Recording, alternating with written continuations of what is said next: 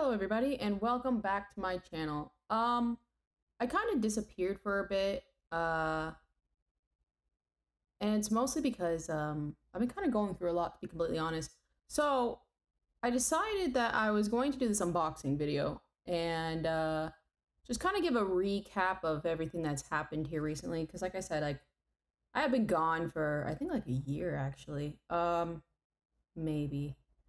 So I thought I would uh, kind of vent a little bit, just talking about what has happened so far while doing this unboxing video of Rin.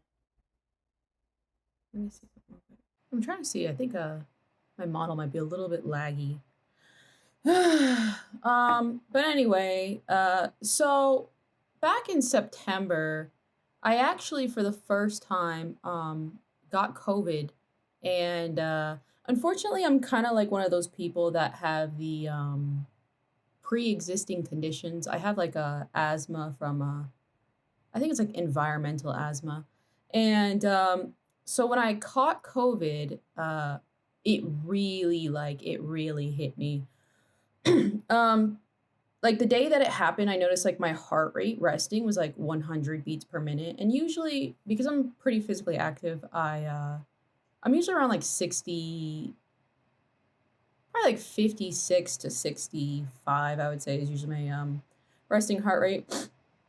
And seeing 100 was kind of crazy, and I was getting really cold and I was shaking and I was like trembling like crazy. I don't Give me a second, hold on. Sorry about that. I think you could hear my computer going absolutely crazy. So, sorry if this audio is kind of really bad. I'm kind of getting back used to this. I want to eventually start live streaming again, but I think I might need to update some of my computer stuff. But anyway, so it was definitely like abnormal the way I was feeling, and of course I was getting really, really sick. So I went to the hospital, and it was crazy because it was so painful to like sit down. Like my bones ached like crazy, and I was like rocking back and forth. And when I got there, they said I was like 102.2 in temperature, and at one point I was just so cold inside the hospital waiting room that I went outside the building and just like laid on the floor, because I live in Las Vegas and it was so hot, which was, thank God. And I just laid out there, and waited till someone called me in to get my, I guess, vitals and stuff checked out. So when I got there, they said that because of my like heart rate and my what's it called? I don't know, my vitals, I guess you could say, and my temperature, they said I'm at like a risk for necrosis or something really dramatic like that. And so they gave me a bunch of IVs. I think I had like that night I had like two IVs, and I had to stay in the hospital for a good amount of time. And then of course they ran the test and found out it was just COVID, and then I got my little COVID medication, and I went home and I was like bed bound for like a week, so that really sucked. I've been vaccinated before. I think I've had like 3 shots. All I can say is that I'm really happy that I had them, and I'm really happy I did not like get COVID in the very beginning when the strand was definitely stronger, because like I feel like it could have ended really badly, because like I guess because of the asthma and my immune system, and I'm anemic. It made me a pretty hard hitting target, I guess you could say. Um, but also that day I was actually supposed to have my wisdom teeth removed. So whenever I sorry, I'm losing my train of thought. I got 2 brain cells. So I had to reschedule my wisdom teeth, and of course, once I healed from COVID and I was no longer contagious, I went and got that removed. And surprisingly, the process was not that bad. Thankfully, my tooth had already been erupted, so it really wasn't that painful. He just kind of like yanked it out, and I thought he was even gonna stitch it up after, and he was like, "No, you're fine." And then I just went home, and that was like weird. I still have my wisdom tooth actually. Um, But then I had to give like more bed rest after that, and that was, really annoying. And then this was all in September, and then the first week of October, um, I was going downstairs in the middle of the night, not in the middle of the night, like in the morning. I get up at like 4:30, like 4:35 in the morning, and I fell down the stairs, and thankfully it was only like four stairs that I fell down, but I landed so hard on my ankle. I thought I broke it. And I have like really weak ankle joints and stuff like that for some reason. So I'm no like stranger to like fracturing or like spraining my ankles for whatever reason. I think I've like fractured like each one like at least three times.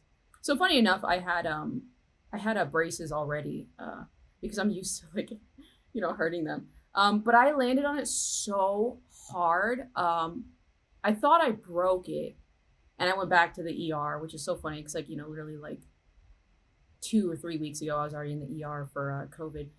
So this time I went for my ankle, and lo and behold, I just sprained it, and I couldn't believe it because it was so painful that I thought that I had broken it. But thankfully, it was just a sprain.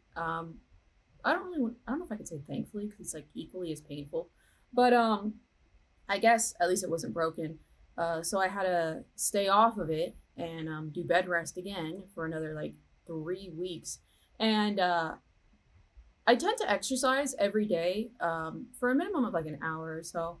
So I won't lie, it did a lot on my mental well being, to say the least, to not be able to exercise for such a long period of time because the ankle injury took like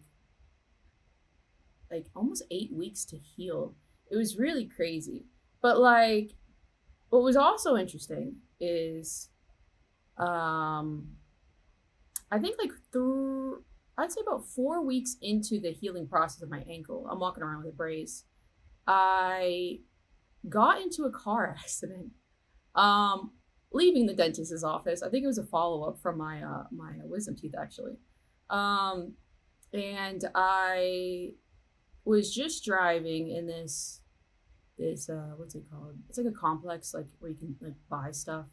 Um, a shopping center. There we go. And I was driving my car, and this is a car that I use to go to conventions and stuff like that. And I saw a lady like in a red SUV, kind of like how would I say it? In front of me, like so she was pulling up to a stop sign, and it was like, of course, I had the right of way, and so I kept driving, of course, because like I have the right of way, and she has a stop sign, and she was slowing down, and I'm like, you see cars slow down all the time, of course, so it's like she's gonna stop, but she didn't stop, and it just like it took me a second to realize. I was like, wait a minute, this lady's not going to stop.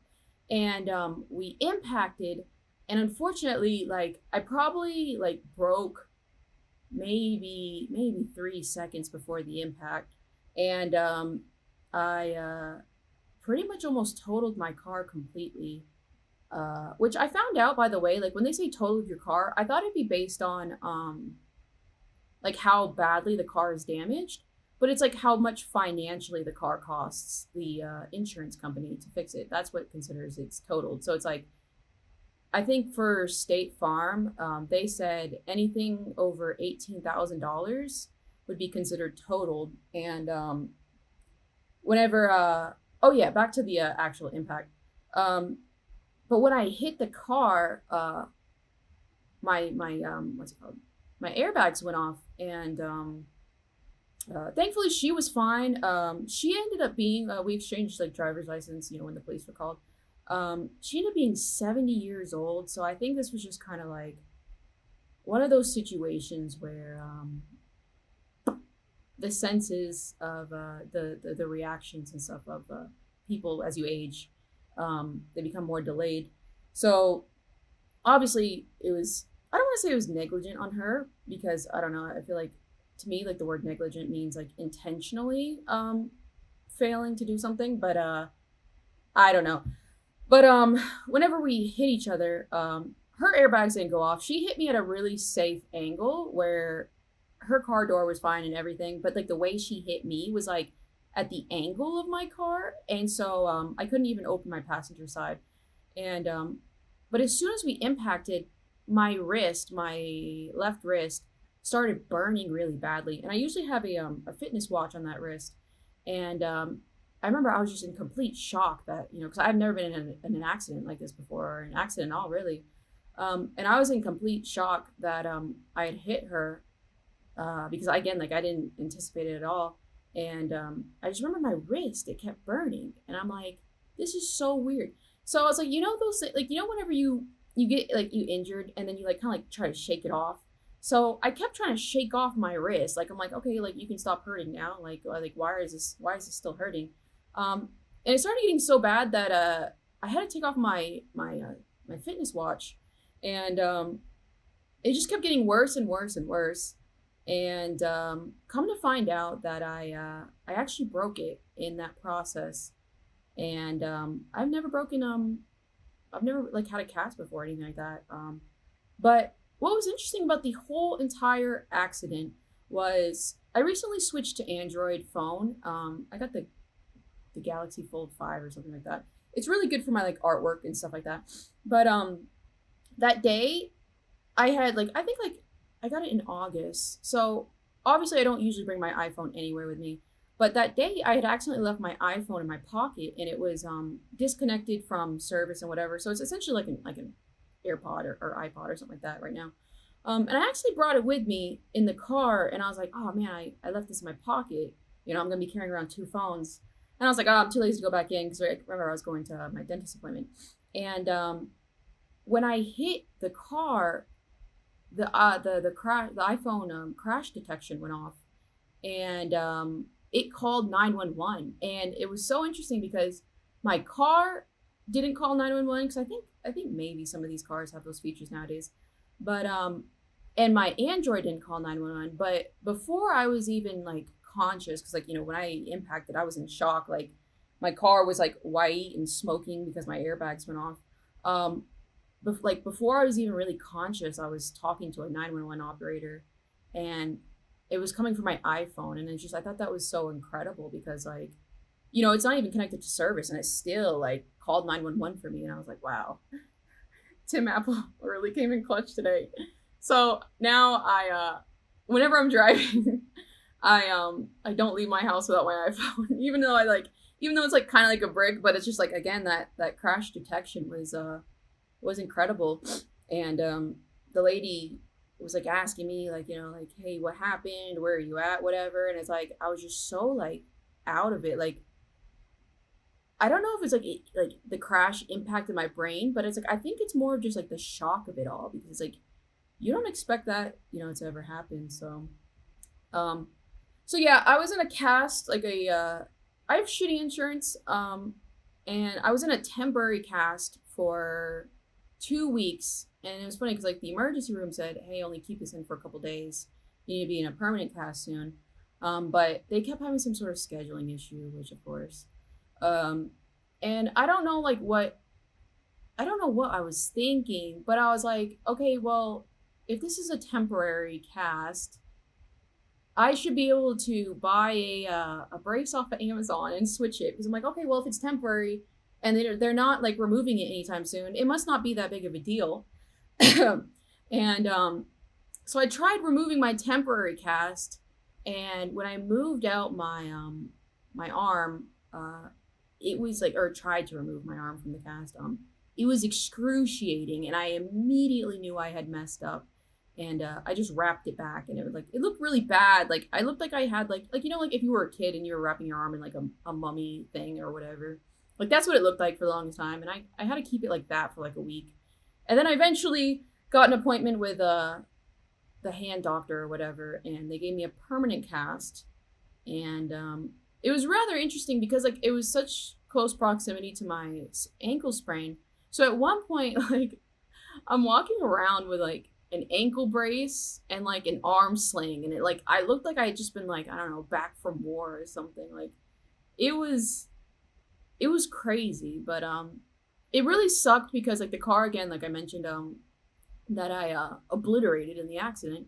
Oh, and thankfully, well, not thankfully. I mean, I guess you could say thankfully. Thankfully, from my point of view, uh, the accident was on the other people's fault. Even though State Farm said something weird, they were like, "Oh, both are at fault," but because of the need, because like because I didn't swerve more out of the way, both were at fault, and but because of the nature of the fact that I wasn't the one who, you know, broke the law and ran the stop sign, they were gonna pay for everything. But I was like, that wording is kind of suspicious. So thankfully, State Farm paid for everything. My car, I just got it back actually yesterday. I meant to record this video yesterday, but they called me and said it was finally done, and so that's been since October. I've had no car, which really sucked. Um, so because like that car, I use it for like traveling to conventions. I had Anime Expo Chibi, and I had to use a rental car, which I still had to pay $500 to State Farm for, which was really annoying.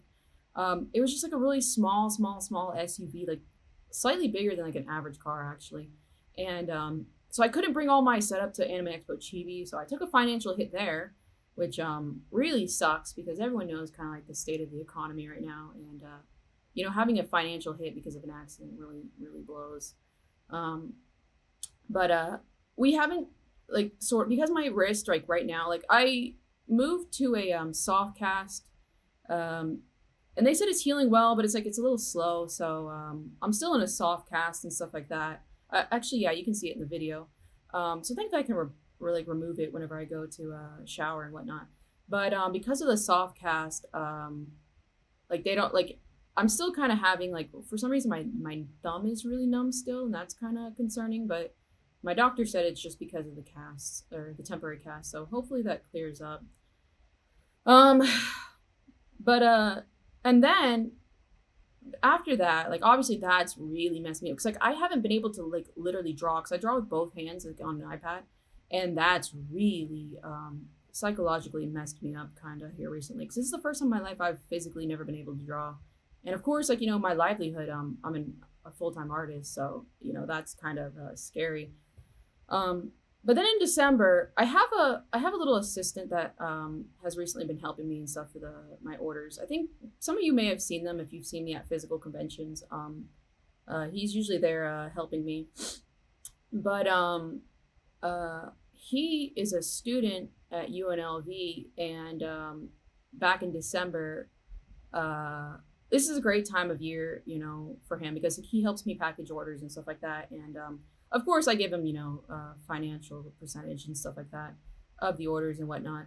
Um, but he was in school, you know, he's doing a degree or whatever, and he was in school during the school shooting.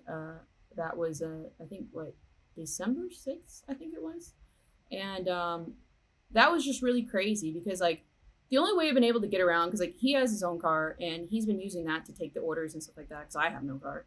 But you know, I had no car during the situation when they said active shooter, and he had sent me a text message, you know, where it said like the UNLV. Like, man, I'm getting kind of emotional. Like, sorry about this.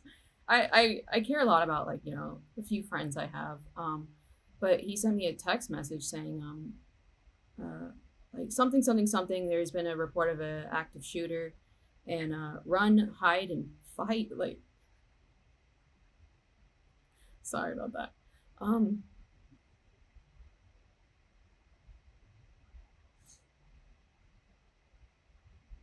it sorry, I didn't know I was gonna do this. It was just, it's just so scary, you know. Fuck, I might edit this out. Sorry. Um, it was just so scary because like, you know, this is the kind of environment we live in nowadays, and to, you know, I never thought like like school shooter or anything like that would happen to me or like anyone close to me. Obviously, didn't happen to me, but I didn't think it would happen to anyone like close to me. And you know, some of my other friends were there too, and thankfully they were in the class together, so it was easy to keep track of like you know the both of them. But it was just so scary because like you know this is the life we live in, and it was crazy because I was trying to sorry. It's kind of funny if you think about it. Like I'm crying in a box, a doll unboxing. Um, but it was just like I couldn't do anything. Like even like obviously like the whole strip and stuff like that got shut down, so police could get to the cars and stuff like just like police could get to the um school quicker than everyone else. But it was just like feeling so helpless, and I was like looking at the news and stuff like that to see if there was like a live stream talking about like exactly what's going on.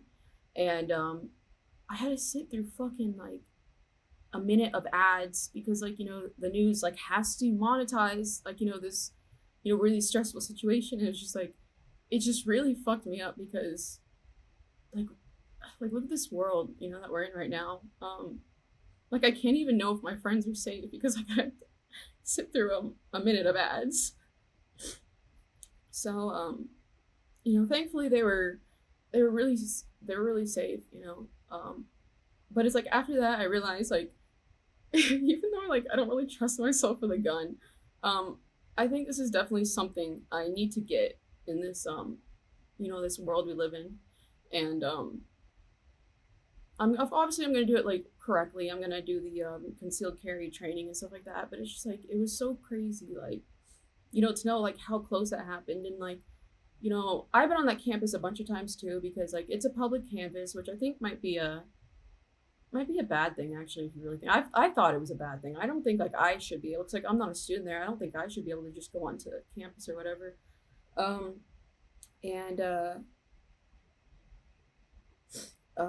yeah, because I go to like the Lee, what is it, Reed Library or something like that. And I would draw there and stuff like that. And just like it really messed up a lot of people. Like the subreddit was actively talking about what was going on, and it's just like it's crazy. And the gunman ended up killing I think 3 or 4 people. And it's just like I don't know. It just put a lot on my like like obviously like I'm still kind of shooken up about the whole thing. I didn't think I was gonna cry. The video's over. It took too long. Sorry. But I didn't think that like I don't know. I just never thought it'd be such close proximity to me, and like again feeling so like weak and just it was just really everything's just kind of like taking a toll on me recently. So I've had a really bad fall. um, I'm kind of worried about how like the whole lawyer thing is gonna work because like I might have to get a lawyer for the State Farm because I think they need to compensate me for like lost wages and stuff like that. And that's stressful. Um, but yeah, like I hope I'm gonna try and upload this video. Right now it's December 31st. I'm gonna try and upload this as soon. I'm sorry I've been disappearing. It's just like it's I'm trying to do better, but sometimes like I don't know, like if I'm just too emotional or something like that, like there's social media and stuff in general. But I hope I can consistently stay mentally stable enough to keep uploading stuff like that because I like making videos and interacting with you guys, and I want to start live streaming. I'm a little anxious about that. I'm not gonna lie, but yeah. So I hope 2024 does better.